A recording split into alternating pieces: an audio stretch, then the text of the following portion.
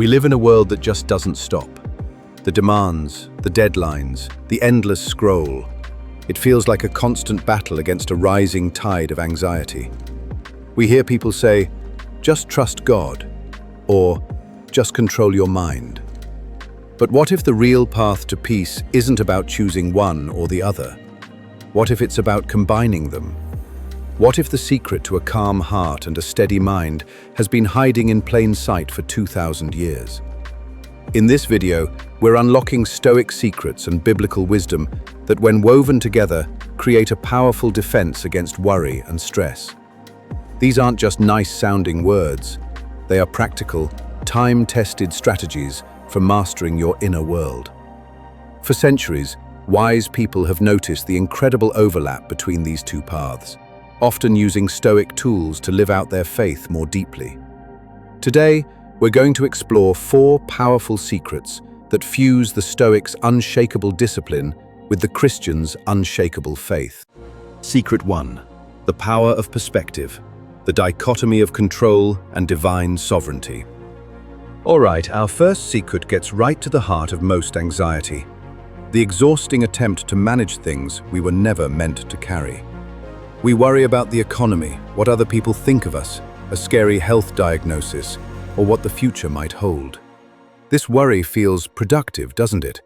But it's a thief stealing our peace and our energy. The ancient Stoics came up with a game-changing idea called the dichotomy of control. Epictetus taught that we must draw a hard line between what's up to us and what isn't. Our thoughts, our judgments, our choices, our actions, those are in our power. Everything else is not. Marcus Aurelius reminded himself of this. He wrote, "You have power over your mind, not outside events. Realize this, and you will find strength." He understood that anxiety doesn't come from events, but from our judgment about them. This ancient wisdom has a powerful partner in a core belief of biblical faith, God's sovereignty.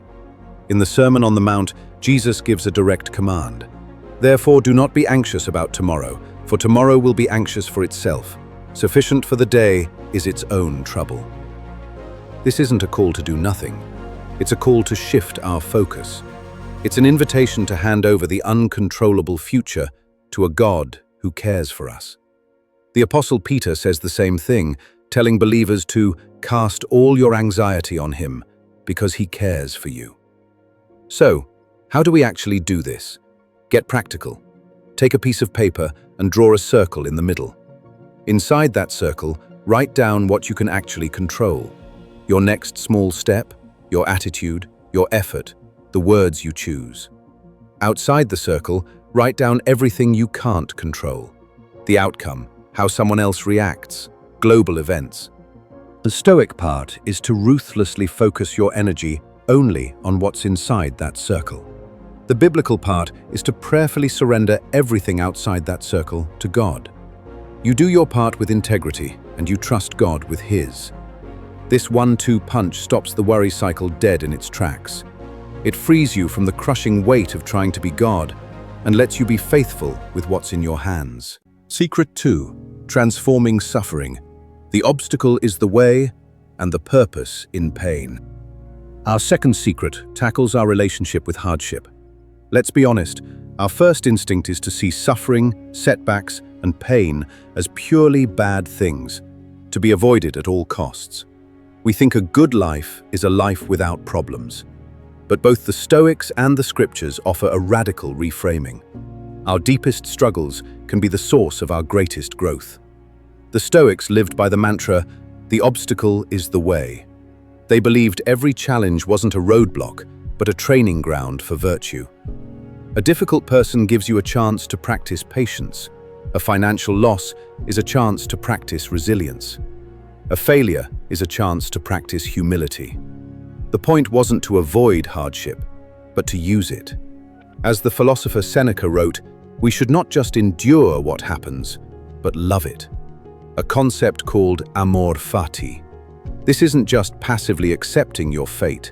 It's actively choosing to find meaning in whatever comes your way. This idea of finding purpose in pain is where we see an incredible link to Christian teaching. The Apostle Paul wrote to the Romans, We also glory in our sufferings, because we know that suffering produces perseverance, perseverance, character, and character, hope. For a Christian, suffering is never pointless. It's a tool God uses to shape and strengthen us. The Bible doesn't promise a life without dark valleys, but it does promise God's presence in the valley. Jesus' call to bear your cross isn't a call to be miserable. It's a call to find redemptive purpose in hardship, just as his own suffering brought about the ultimate victory. Here's the combined application. When you face a trial, instead of asking, "Why is this happening to me?" ask two completely different questions. First, the Stoic question. What virtue can I practice right now? Is it courage, patience, honesty? Second, the Christian question. How might God be using this to shape me for the better? This simple shift changes everything. A setback is no longer just a source of anxiety, it becomes a curriculum for your soul. You start to see life not as a series of threats to your comfort, but as a series of opportunities for your growth, in both character and faith. If this blend of ancient wisdom for modern problems is hitting home for you, take a second to subscribe and join our community. This is where we explore timeless ideas for a better life. And let us know in the comments, which of these two views on suffering, the Stoic or the biblical, is more of a challenge for you to put into practice. Secret 3. Mastering your inner world, taming the passions and the peace of prayer. Secret number 3 takes us to the internal battlefield, where anxiety so often wins, our own minds. We get tossed around by waves of fear, anger, and desire. One stray thought can spiral into a full-blown panic attack, and we feel totally powerless against our own emotional storms.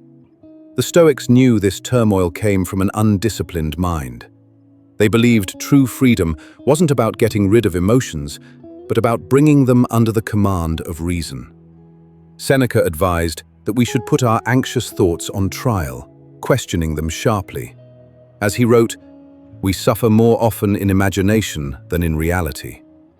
This wisdom captures how much of our suffering originates in our thoughts, not in actual events. This practice of talking back to your own thoughts was revolutionary.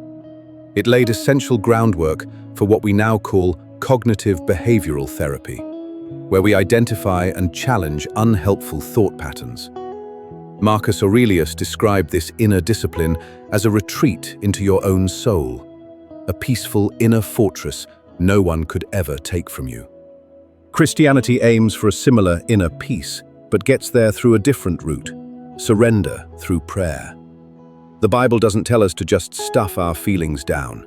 It acknowledges them, but gives us a specific action to take. The Apostle Paul's instruction in Philippians is a direct prescription against anxiety. Do not be anxious about anything, but in every situation, by prayer and petition, with thanksgiving, present your requests to God. And the result isn't just a quiet mind, but a divine gift. And the peace of God, which transcends all understanding, will guard your hearts and your minds in Christ Jesus. Here's how you combine these two powerful practices.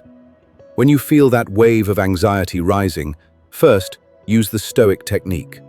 Pause. Name the emotion. I am feeling afraid.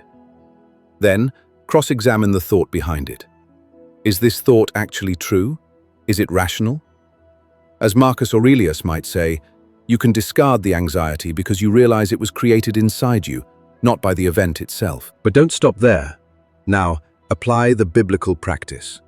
Take that fear you just named, that thought you just challenged, and turn it into a prayer. Convert your rational analysis into a conversation with God. This moves you from relying only on yourself to a place of faithful dependence. You use the Stoic tools to clear your mind, and then you use prayer to fill it with a peace that reason alone can never create. Secret 4. The focus on the present. Memento mori and the gift of today. Our final secret targets the anxiety that comes from living anywhere but right here, right now. Our minds are constantly getting pulled into the past by regret, or dragged into the future by worry. And the present moment, the only place where life is happening, gets completely lost in the noise. The Stoics had a practice that sounds morbid but is incredibly life-giving. Memento mori, or remember you must die.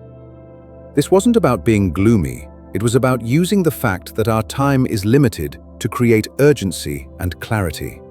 By remembering that our days are numbered, we're forced to ask, is what I'm worrying about right now really that important in the grand scheme of things? It strips away the trivial stuff and focuses the mind on living with purpose and virtue today. As Marcus Aurelius wrote, "Each one of us lives only now, this brief instant. The rest has been lived already or is impossible to see." This intense focus on the present finds a startling parallel in the teachings of Jesus. His instruction to pray for our daily bread is a call to trust God for today's provision, not next year's. His command not to worry about tomorrow is a radical call to live fully in the gift of today. Worrying about tomorrow is a burden we aren't meant to carry. The combined application is a simple two-part morning reflection. First, start with the Stoic memento mori. Remembering that this day isn't guaranteed, what's truly important for me to focus on? How can I live with purpose and courage right now? This creates urgency and prioritizes what really matters. Second, follow it with biblical gratitude. Thank you, God, for the gift of this day. Help me to trust you with whatever it holds and to be a good steward of the hours you've given me.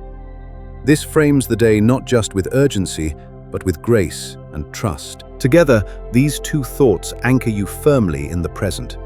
The Stoic impulse pushes you to act with meaning, while the Christian posture allows you to act with peace, knowing the day is held in greater hands. Conclusion. So, let's bring it all together. We've explored 4 secrets that forge an alliance between 2 of history's most powerful frameworks for the human soul. First, we learn to get our peace back by focusing only on what we can control and surrendering the rest to God. Second, we learn to reframe our suffering, seeing our hardships not as roadblocks, but as training grounds for character and faith. Third, we learn to master our inner world, using Stoic reason to challenge our anxieties and biblical prayer to receive a peace that reason can't explain. And fourth, we learn to live fully in the present moment, using the reality of death to inspire a life of purpose, and the gift of today to inspire a life of gratitude. You don't have to choose between a life of disciplined self-control and a life of faithful surrender. Stoicism gives you the practical toolkit for your mind, the weapons to fight the internal battle against irrational thoughts. Christianity gives you the transcendent hope for your soul, the fortress of faith that can withstand any external storm. When you use them together, you build something truly unshakable. The goal isn't a life free from problems, but a mind and soul free from the tyranny of worry, anchored in both ancient reason and divine peace. That is a strength worth pursuing, and that is a peace worth having. Thank you for watching. If you found any value or even a moment of peace in this discussion, please consider sharing it with someone who might need to hear this message. And subscribe for more wisdom on living a stronger, calmer, and more meaningful life.